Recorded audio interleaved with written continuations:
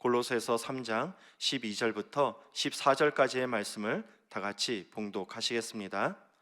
그러므로 너희는 하나님이 택하사 거룩하고 사랑받는 자처럼 긍휼과 자비와 겸손과 온유와 오래 참음을 옷 입고, 누가 누구에게 불만이 있거든 서로 용납하여 피차 용서하되, 주께서 너희를 용서하신 것 같이 너희도 그리하고, 이 모든 것 위에 사랑을 더하라.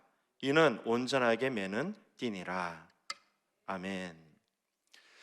저는 오늘 함께 봉독한 골로새서 3장 12절부터 14절까지의 말씀을 근거로 해서 온전하게 매는 띠라는 제목으로 함께 은혜를 나누도록 하겠습니다. 여러분, 가을이 한창입니다.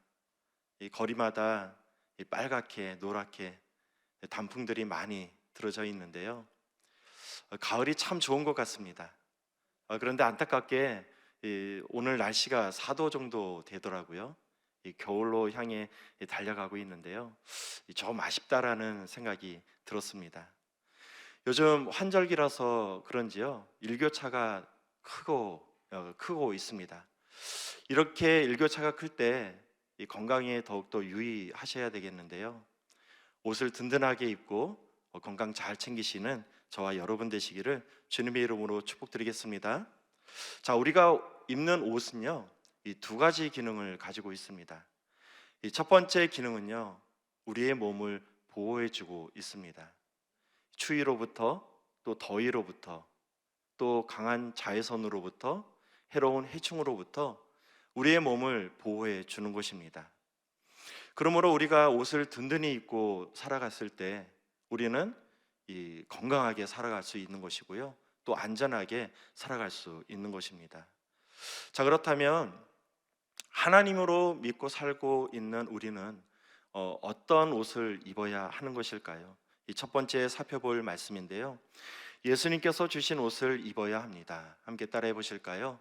예수님께서 주신 옷을 입어야 합니다. 하나님은요, 너희가 하나님의 자녀라면은 예수 그리스도로 옷을 입어야 한다고 말씀하고 있습니다. 로마서 13장 14절 말씀 함께 살펴보도록 하겠습니다. 오직 주 예수 그리스도로 옷 입고 정욕을 위하여 육신의 일을 도모하지 말라. 여러분, 하나님께서는요, 예수 그리스도로 옷을 입으라 말씀을 주셨습니다. 자, 그렇다면 우리는 어떻게 예수 그리스도를 옷으로 입을 수 있는 것일까요? 예수 그리스도를 옷으로 입는다라는 것은요, 우리가 구원을 받은 것을 말씀하고 있는 것입니다. 하나님께서 이 세상을 창조하시고 세상의 티끌로 아담과 하와를 만드셨습니다.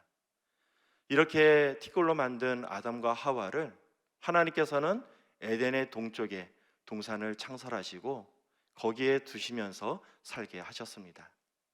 하나님께서 아담과 하와를 에덴 동산에 살게 하시면서요, 한 가지 경고하신 말씀이 있습니다. 그것은 무엇이냐 하면은 동산 중앙에 자라나고 있는 선악을 알게 하는 나무의 열매는 절대 먹으면 안 된다 경고를 하신 것입니다. 우리 창세기 2장 16절부터 17절까지의 말씀 함께 살펴보도록 하겠습니다.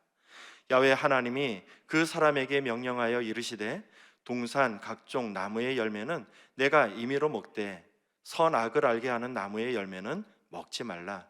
내가 먹는 날에는 반드시 죽으리라 하시니라. 그런데 어느 날이었어요, 하나님께서 지으신 들 짐승 중에 가장 강교한 이 뱀이 찾아와서 하와를 유혹하게 됩니다. 하와, 하나님께서 이 동산에 나고 있는 모든 나무의 열매를 먹지 말라고 하셨어? 그때 하와가 대답합니다. 아니, 하나님께서는 이 동산에 자라나고 있는 나무의 열매는 임의로 먹되 동산 중앙에 자라나고 있는 선악을 알게 하는 나무의 열매는 먹지 말라고 말씀하셨어. 그때 뱀이 이야기를 합니다. 하와, 그거 왜 먹지 말라고 말씀하셨는지 알아? 그거 먹으면은 내 눈이 밝아져서 하나님과 같이 될 수 있으니까 하나님께서 그거 싫어해서 너 먹지 말라고 말씀하신 거야. 자, 그 이야기를 듣고요, 선악을 알게 하는 나무의 열매를 바라봅니다. 그랬더니요, 먹음직도 하고 보암직도 하고 지혜를 줄 만큼 탐스러워 보였다고 성경은 말씀하고 있습니다. 하와는 그 유혹을 이기지 못해서 결국 그 선악과를 따먹고 타락을 하게 됩니다. 그리고 옆에 있던 아담에게도 주어서 그것을 함께 먹게 됩니다. 여러분, 이 선악과를 따먹었을 때 그들은 어떻게 되었을까요? 뱀이 이야기했던 것처럼요, 그들의 눈이 밝아졌다라고 성경은 말씀하고 있습니다. 여러분, 아담과 하와가 눈이 밝아져서 가장 먼저 본 것은 무엇일까요? 그것은 바로 그들의 수치였다고 성경은 말씀하고 있습니다. 그래서 아담과 하와는요, 자신들의 그 수치를 감추기 위해서 무화과 나무 잎을 따서 엮어서 치마로 만들어 입었다고 성경은 말씀하고 있습니다. 우리 창세기 3장 7절 말씀 같이 살펴보도록 하겠습니다. 이에 그들의 눈이 밝아져 자기들이 벗은 줄 알고 무화과 나무 잎을 엮어 치마로 삼았더라. 여러분, 이 무화과 나무 잎으로 치마를 만들었으니까 어떻게 될까요? 시간이 지나면은 잎은 말라지게 되고요, 치마는 사용할 수 없게 됩니다. 그렇기 때문에 이 아담과 하와는요, 자신의 수치를 가리기 위해서는 매일 무화과 나무 잎을 따다가 치마로 만들어서 입어야 했습니다. 하나님께서는 그런 아담과 하와를 위해서 가죽으로 옷을 만들어서 그들에게 입혔다라고 성경은 말씀하고 있습니다. 우리 창세기 3장 21절 말씀입니다. 야훼 하나님이 아담과 그의 아내를 위하여 가죽 옷을 지어 입히시니라. 여러분, 가죽은 뭘 말하는 것일까요? 이 가죽은요, 피부를 이야기합니다.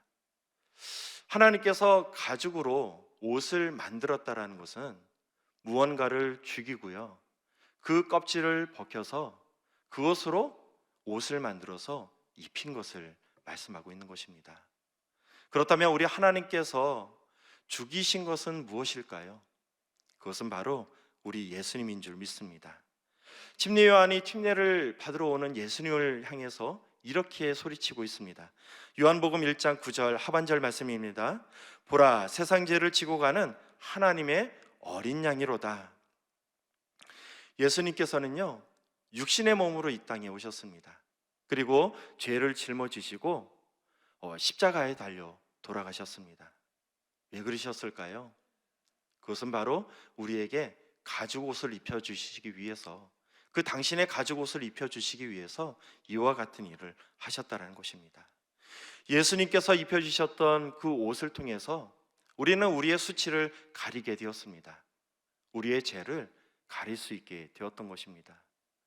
우리의 죄를 가렸기 때문에 우리 하나님 앞에 당당하게 설 수 있게 된 것입니다. 그래서 사도 바울이 선포합니다. 고린도후서 5장 17절 말씀입니다. 그런즉 누구든지 그리스도 안에 있으면 새로운 피조물이라. 이전 것은 지나갔으니 보라, 새 것이 되었노라. 예수 그리스도의 옷을 입고 구원의 큰 역사를 이루시는 저와 여러분 되시기를 주님의 이름으로 축복드리겠습니다. 자, 그렇다면 예수님께서 주신 옷을 입었다면 그러면 이제 우리는 어떻게 살아가야 하는 것일까요? 두 번째 살펴볼 말씀인데요, 예수님의 성품을 나타내야 합니다. 함께 따라해 보실까요? 예수님의 성품을 나타내야 합니다.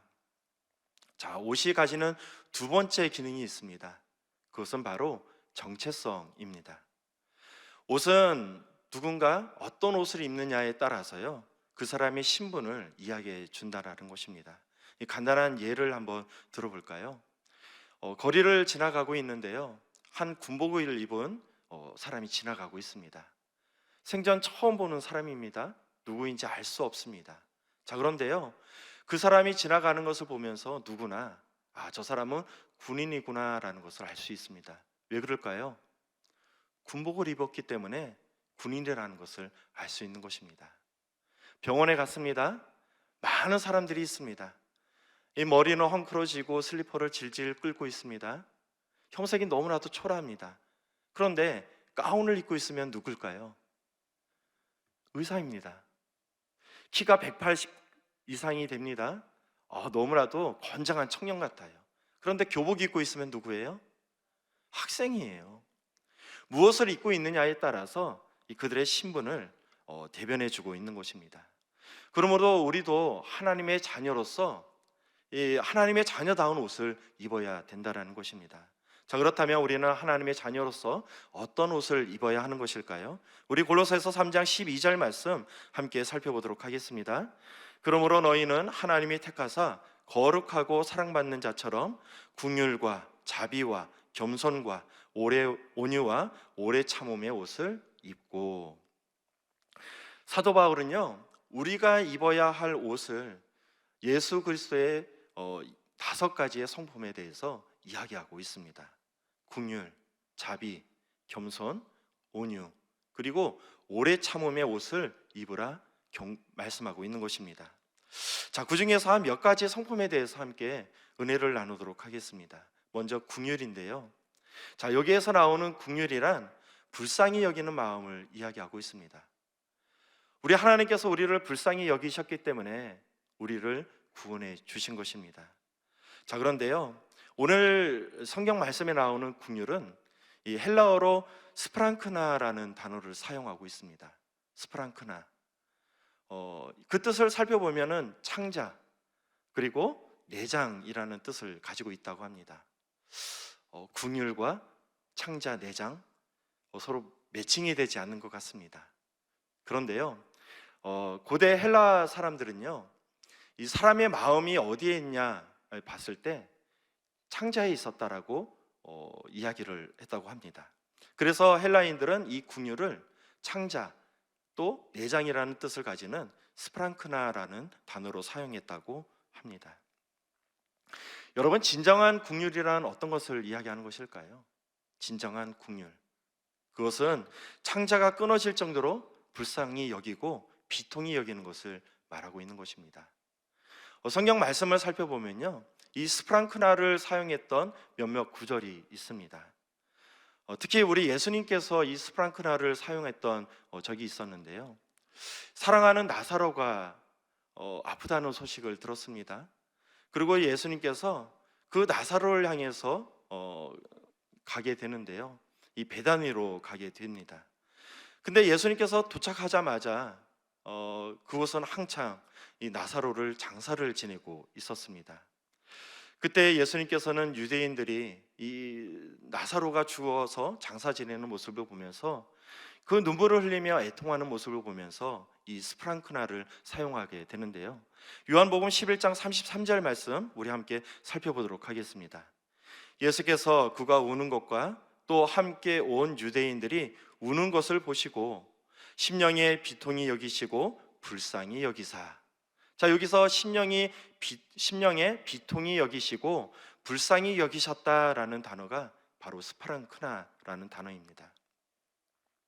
사랑하는 성도 여러분, 예수님께서는 왜 나사로를 장사 지내는 모습을 보면서 심령의 비통함을 느끼시고 그리고 또 불쌍히 여기시는 마음을 가지게 되었던 것일까요? 나사로가 죽었기 때문에. 그런데 예수님께서 오셨던 이유는 뭘까요? 나사로를 다시 살리시기 위해서 그곳에 오셨던 것입니다. 그렇다면은 사랑하는 나사로가 죽었기 때문에 이와 같이 비통함을 가지면서 불쌍히 여기는 마음을 가졌던 것은 아니었던 것 같습니다. 자, 그렇다면 우리 예수님께서는 왜 이러한 비통한 마음을 가지시면서 불쌍한 마음을 가지실 수밖에 없었던 것일까요? 그것은요, 제가 이 세상에 들어와서 고통 가운데 죽어갈 수밖에 없는 그 비참한 현실을 바라보면서 이와 같은 비통함을 느꼈다라는 것입니다. 우리는 이 세상을 향해서 스프랑크나에 대한 마음을 가져야지 됩니다. 우리는 지금 너무나도 화려하고 너무나도 살기 좋은 세상에 살아가고 있습니다. 사람들은요, 이렇게 살기 좋은 세상에서 더 좋게 살아가고자 하나님의 창조 질서를 무너뜨리는 그러한 인생을 살아가는 것을 볼 수가 있습니다. 그래서 이 세상을 지금 소돔과 고모라를 향해서 달려가고 있는 것입니다. 이런 세상을 바라봤을 때 우리는 스프랑크나의 마음을 가지며 살아가야 된다라는 것입니다. 스프랑크나의 그러한 애절한 마음을 가지시면서 이 세상을 위해서 기도하며 나아가는 저와 여러분 되시기를 주님의 이름으로 축복드리겠습니다. 다음으로 우리가 가져야 할 마음은 자비에 대한 마음입니다. 자, 여기에서 이 자비라는 헬라어는요, 크레스토테스라는 단어를 사용하고 있습니다. 궁휼한 마음, 이 비통히 여기고 불쌍히 여기는 마음이라면요, 이 자비라는 이 마음은요, 단순히 동정심을 넘어서 이 상대방에게 적극적으로 그 필요를 돕는 행위를 이야기하고 있는 것입니다. 여러분, 아무리 궁휼한 마음을 가지고만 있다라면은 뭐 할까요? 행함이 없다라면은 아무런 유익이 없을 것 같습니다. 그래서 하나님께서는 이 베푸신 사랑과 은혜를 마음에 새기면서 우리는 서로를 용납하며 서로를 사랑하며 또 행위를 해가면서 살아가야 되는 것입니다. 예수님께서 십자가를 짊어지시고 골고다 언덕을 올라가실 때 이야기입니다. 세상 죄를 짊어지시고 이 사람들을 구원하시기 위해서 십자가를 짊어지시고 한 걸음 한 걸음 힘들게 올라가고 계셨습니다. 그런데요, 정작 사람들은 그런 예수님을 바라보면서 침뱉고 조롱하며 저주를 했습니다. 예수님은 저들을 살리기 위해서 이 죄의 십자가를 짊어지시고 골고다 언덕길을 올라가고 계셨는데 정작 저들은 침뱉고 조롱하며 하나님을 저주했다고, 예수님을 저주했다고 성경은 말씀하고 있습니다. 만약 여러분이 그와 같은 상황에 처해 있다라면 여러분은 어떻게 반응하시겠습니까? 저는 그 생각만 해도 피가 거꾸로 솟아오르는 것 같습니다. 나는 선의를 베풀려고 했는데 그 사람이 그것을 감사하게 여기는 것이 아니라 오히려 조롱하고 침뱉고 욕하고 저주를 한다라면은 그 도와줄 마음이 생기겠습니까? 제가 예수님이라면은 그냥 땅을 갈라가지고 저들을 그냥 묻어버리든가 아니면은 번개를 쳐서 저들을 멸절시켜 버릴 것 같습니다. 그런데요, 우리 예수님께서는 그렇게 하지 않으셨다라는 것입니다. 누가복음 23장 34절 상반절 말씀인데요, 우리 함께 살펴보도록 하겠습니다. 이에 예수께서 이르시되 아버지 저들을 사하여 주시옵소서, 자기들이 하는 것을 알지 못함이니이다. 사랑하는 성도 여러분, 나를 좋아하는 사람, 나에게 호감을 갖고 있는 사람에게 자비를 베풀어 주는 것은요, 그렇게 어려운 것이 아닙니다. 그런데요, 나를 핍박하고 나를 욕하는 사람에게 그 자비를 베풀어 준다라는 것은 쉽지 않은 일입니다. 그래서 예수님께서 이런 말씀을 주십니다. 마태복음 5장 34절 말씀입니다. 나는 너희에게 이르노니 너희 원수를 사랑하며 너희를 박해하는 자를 위하여 기도하라. 예수님은 당신이 베푸셨던 그 자비를 우리도 베풀라 말씀하고 계십니다. 예수님의 십자가 은혜를 마음에 새기시면서 예수님의 사랑을 실천해 나가는 저와 여러분 되시기를 주님의 이름으로 축복드리겠습니다. 자, 예수님께서는요, 그 예수님의 성품에 사랑을 더해야 된다라고 말씀을 주십니다. 마지막 세 번째 살펴볼 말씀인데요, 사랑을 더해야 합니다. 아멘. 레밍이라 불리는 나그네 쥐가 있습니다. 주로 스칸디나비아 반도에서 서식하는 쥐인데요, 우리에게 레밍이라는 쥐는요, 자살하는 쥐로 유명합니다. 레밍은 왜 집단으로 자살을 하는 것일까요? 오랜 기간 그 레밍이 왜 집단으로 자살하는지에 대해서 연구를 해보았습니다. 그동안 자살이라는 것은요, 사람만이 할 수 있는 것이다 라고 생각을 했습니다. 그런데 동물이 스스로 자살을 한다, 이것은 굉장히 큰 연구 과제였던 것입니다. 그래서 많은 과학자들이 이 비밀을 파헤치기 위해서 연구를 시작을 하게 되었는데요, 이 과거의 많은 과학자들은요, 그러한 레밍의 행동을 보면서 스스로 개체수를 줄이기 위해서 자살을 한다라는 그러한 주장을 했습니다. 그런데요, 최근에는 레밍이 자살하는 것이 아니라 자살을 하는 것이 아니다라는 연구 결과에 힘을 얻고 있습니다. 자, 그렇다면 레밍은 왜 바닷속에 뛰어들어서 자살을 하는 것일까요? 그것은 레밍의 눈이 너무나도 어두워서 앞을 잘 보지 못하기 때문이라고 합니다. 레밍은 1년에 2번 정도 새끼를 낳는다고 하는데요, 한 번 새끼를 낳을 때 대여섯 마리의 새끼를 낳게 됩니다. 자, 이렇게 번식을 하다 보면요, 수년 내에 아주 크게 번식을 하게 됩니다. 이렇게 집단이 늘어나게 되면은요, 당연히 그들이 먹을 수 있는 식량이 부족하게 되고요, 식량이 부족하다 보니까 식량을 찾아서 이동을 하게 됩니다. 자, 그런데요, 시력이 나쁜 레밍이 이 바다를 바라보면서요, 작은 강인 줄 알고 그것을 건너기 위해서 뛰어들었는데 그것이 바다였던 것입니다. 첫 한두 마리가 바다에 뛰어들게 되면은요, 그 뒤에 있었던 쥐들은 앞에 가는 쥐들을 보면서 그냥 무작정 바다에 뛰어들게 됩니다. 그냥 허무한 죽음을 맞게 되는 것입니다. 여러분, 우리는 이 세상을 살아가면서요, 이 세상이 어디를 향해 달려가고 있는지에 대해서 매일같이 점검하며 살아가야 되는 것입니다.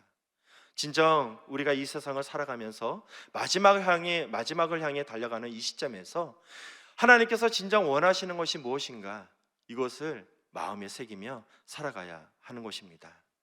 왜냐하면 하나님의 마음을 알지 못하고 열심을 낸다면 오히려 하나님의 일을 막고 방해하는 역할을 할 수 있기 때문입니다. 어느 날 예수님께서 사마리아를 지나서 예루살렘을 향해 나아가고 계셨습니다.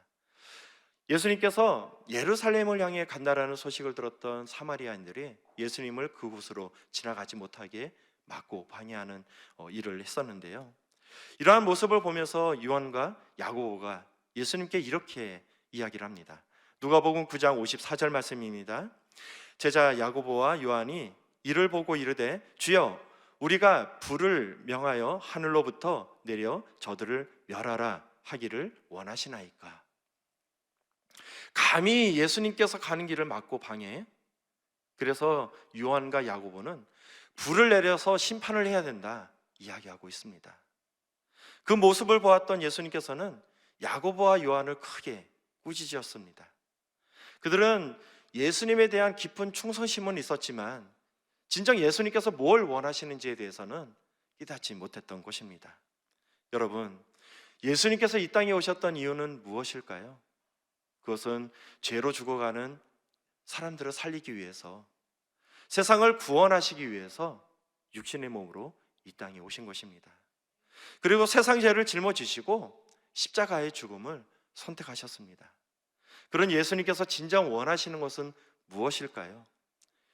내 앞길을 막는다고 해서 불로 심판하는 것을 하나님께서 원하시는 것일까요? 그렇지 않습니다. 하나님께서 원하시는 것은 정죄가 아니라 한 영혼이라도 구원하는 것인 줄 믿습니다. 우리는 우리의 잣대로 세상을 판단하면 안 됩니다. 마지막 때를 향해 달려가고 있는 이 시점에서 우리는 예수님의 마음을 깨달아야 하는 것입니다. 예수님께서 말씀하십니다. 고린도전서 13장 1절 말씀입니다. 내가 사람의 방언과 천사의 말을 할지라도 사랑이 없으면 소리나는 구리와 울리는 꽹과리가 되고. 예수님께서는 모든 것 위에 사랑을 더하라 말씀을 하십니다. 왜냐하면 아무리 천사의 말을 할지라도 그 사랑이 없으면 소리나는 구리와 울리는 꽹과리에 불과하기 때문이라고 말씀하고 있는 것입니다. 예수님의 옷을 입고 그 위에 사랑을 더해서 이 사랑의 하나님의 예수님의 사랑을 실천해 나아가는 저와 여러분 되시기를 주님의 이름으로 축복드리겠습니다. 기도하시겠습니다. 전능하신 아버지 하나님, 너무나도 감사드립니다.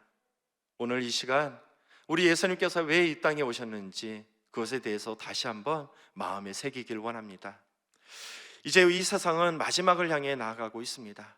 이때 우리는 무엇을 해야 하는지, 또 어디로 가야 하는지 아버지 하나님께서 밝히 보여주시고 마지막 날 우리 하나님께 쓰임받는 우리가 될 수 있도록 인도하여 주시옵소서. 무엇보다 아버지 하나님, 마지막 날 우리가 하나님께 쓰임받는 인생을 살아가길 원합니다. 우리 교회 마지막 날 우리 하나님께 쓰임받는 교회가 되게 하여 주시고 아버지 하나님의 풍성한 은혜 가운데 땅끝까지 이르러 복음을 증거하는 귀한 사명을 감당하는 나라가 교회가 될 수 있도록 인도하여 주시옵소서. 오늘 아버지 하나님, 우리 창립 32주년 창립 축복성회를 엽니다. 아버지 하나님, 우리 이영호 목사님께서 오셔서 귀한 말씀을 선포하실 때 하나님의 큰 은혜가 임하게 도와주시고, 원근 각지의 수많은 영혼들 불러주셔서 우리 하나님께서 기뻐하시는 귀한 성회가 될 수 있도록 인도하여 주시옵소서. 아버지 하나님, 우리 목사님 선포하시며 나아갈 때 큰 기적의 역사가 임하기를 원합니다.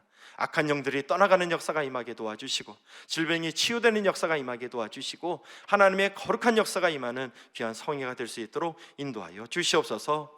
오늘도 귀한 물질을 가지고 헌금을 하는 우리 성도님들 계십니다.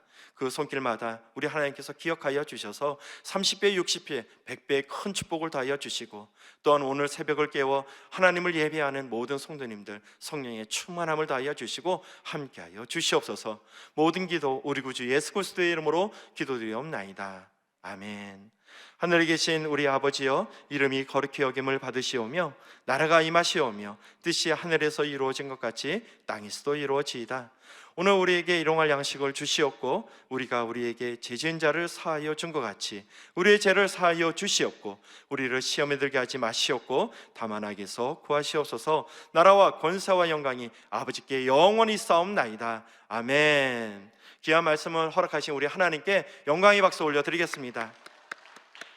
자, 이제 기도하는 시간입니다. 나라와 민족을 위해서 기도해 주시고, 교단을 이끌어 가시는 우리 이영훈 대표 총회장님 사역과 우리 황선은 담임 목사님 사역을 위해서 함께 기도하도록 하겠습니다. 그리고 또 주의 종들과 또 파송된 선교사님들을 위해서 함께 기도해 주시고요.